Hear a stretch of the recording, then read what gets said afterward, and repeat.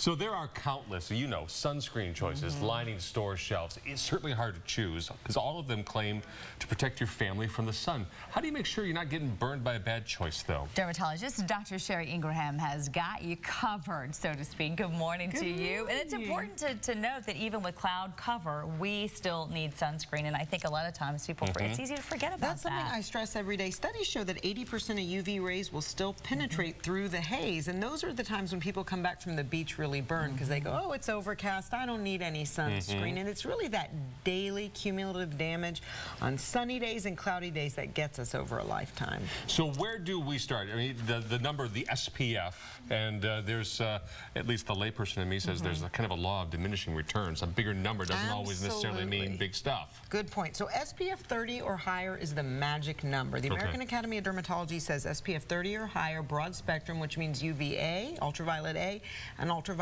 B protection. So you want to look for at least an SPF of 30. SPF of 30 gets you 97% protection. You go up to 50 plus, you get in more than 98, 99%. So it's not a lot of gain going up in percentage. So 30 or higher is good enough. If it has a little more like 50, that's good, but 30 or higher is key. And it's also so confusing because there are different brands. There are all kinds of different chemicals in them. What are you looking for besides that number? You want UVA and UVB broad spectrum. The label has got to say broad spectrum. And not all of them do. Not all of them do. So ingredients you know will give you a broad spectrum no matter what. Zinc and titanium, they're physical blockers. They actually reflect the light away, unlike chemical sunscreens which absorb it. Some patients and some people can't tolerate chemical sunscreens. They can be irritating or actually allergenic in some. So you want to look for zinc-based products. So the Elta line is a dermatologist favorite. We actually carry them in derm offices, or you can order them online. They're all zinc-based products for the most part. And they even have a zinc spray, which is great. So zinc and titanium are these little microscopic particles that really give you a nice barrier. Some of the newer products, which are the chemical sunscreens, Neutrogena makes several of them, Aveeno, great product lines that make a lot of SPF 30 and higher for adults and children.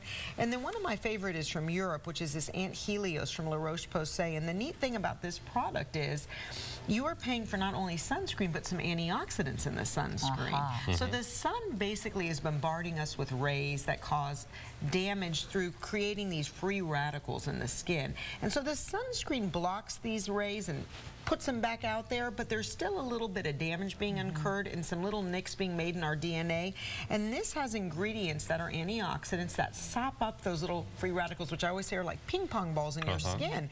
And so you get this added anti-aging benefits. So it's a really neat product. And use enough of it. Yes. Very important. A shot glass, which I like to say to people, doesn't make a lot of sense to some people. But that's a lot, and I bet people use a quarter of that, would you say, including myself? Yeah, studies have shown you use about 30, 40% a lot of, some people even just 20%. So it's 1 ounce, a shot glass serving for those sun exposed And then reapply throughout the day. Absolutely. Every 2 hours. All right. Doctor, I'm just excited it's time to talk about it, too. I'm ready for that sun. Goodness. Yes. Thanks, Dr. Ingraham. Enjoy it responsibly.